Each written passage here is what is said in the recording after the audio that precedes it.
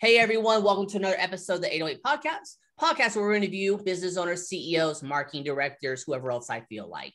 4 questions, 8 minutes and 8 seconds because 808 looks like Bob, and here we go. Question number 1, a few sentences, tell us who you are and what do you do?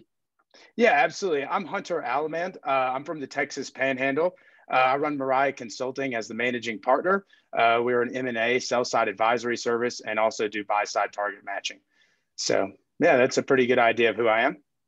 Love it. Right into the point, Hunter. Question number 2, what advice would you share? Go. Yeah, absolutely. I think, one of the kind of missed things is standing with the status quo of, whatever business model that you're in.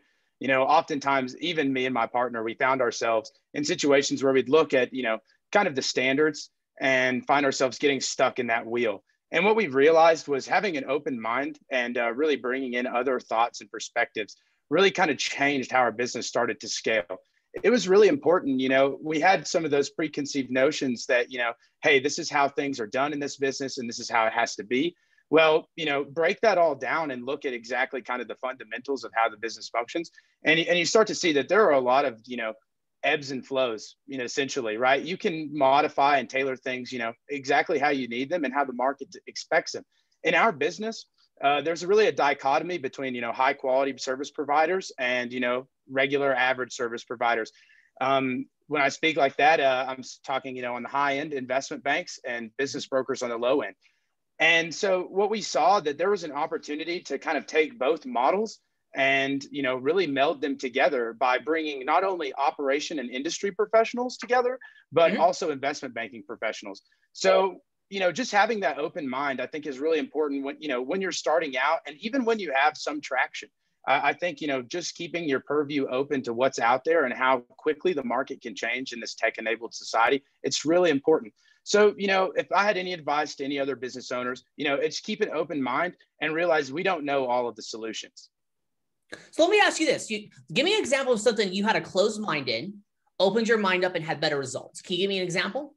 Yeah, absolutely. So when I thought about investment banking, before we got into M&A, which is basically what investment banking is for the most part, I thought, hey, you have to go to elite school, you have to work at a big firm, and then you can break out into the space. And, what we realized was just through like kind of a natural occurrence, the relationships we built, we were tapped to sell somebody's company, and that launched us into M&A. So essentially by the market's demand, we found ourselves here.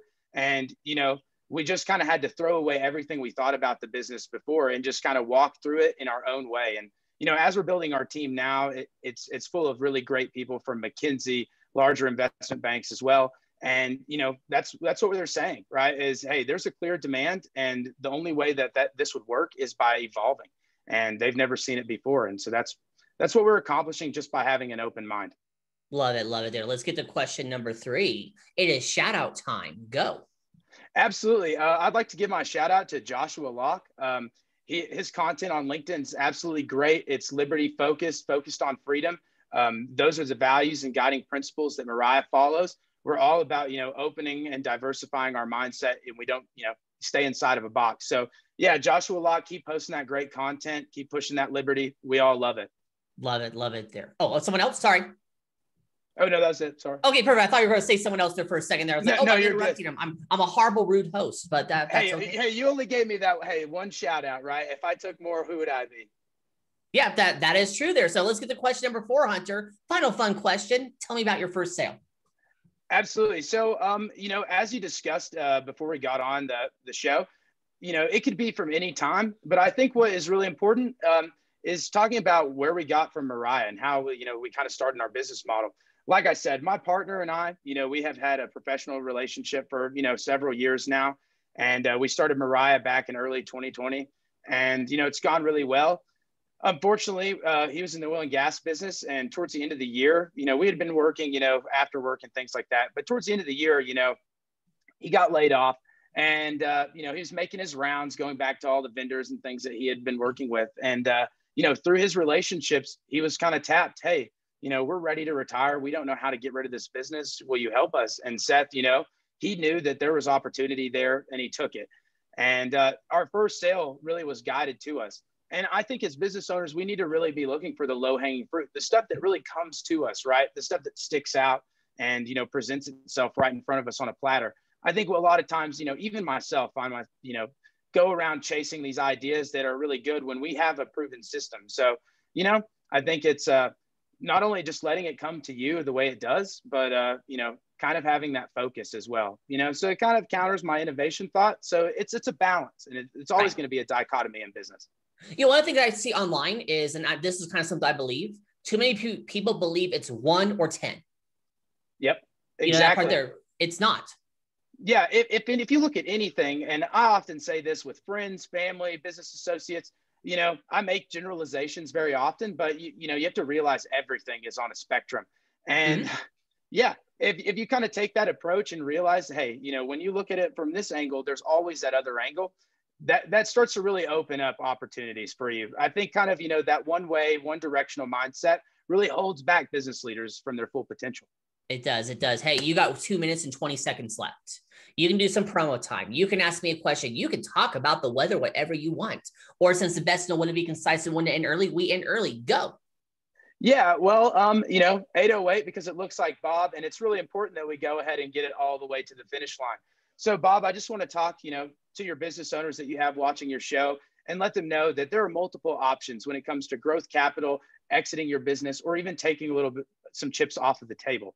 And so, at Moriah, we really focus on a relationship first approach. We're always looking to provide advice. We're never looking to create more billables. It's always about bringing value. So, I would love to start a conversation with you and your capital needs, either, making a full divestiture from your business or, expanding. We're always open to that. And, making new connections and building relationships is why we got into business. So, we can leave the fees on the other side, and let's just see what kind of business we can do. So, Bob, I think that, I've run out of things to say. Perfect. I really appreciate you bringing me on the show, and this is an awesome thing. Well, I appreciate that. And you pulled it off. 4 questions in 8 minutes and 8 seconds. And why is it 8 minutes and 8 seconds? Because 8:08 looks like Bob. And love it, Hunter. Your website, say it real quick. Yeah, our website is moriah-consulting.com. It's in the description. It's magic. Hunter, thank you so much for being on. Tip of the hat to you. Hey, thanks, Bob. You're welcome there. And for everyone else watching or listening, I am legally required to tell you to like, share, comment, subscribe, thumbs up, ring the bell, whatever the heck the social media network tells you to do. You all have a wonderful day now. I will talk to you later. Bye. All right.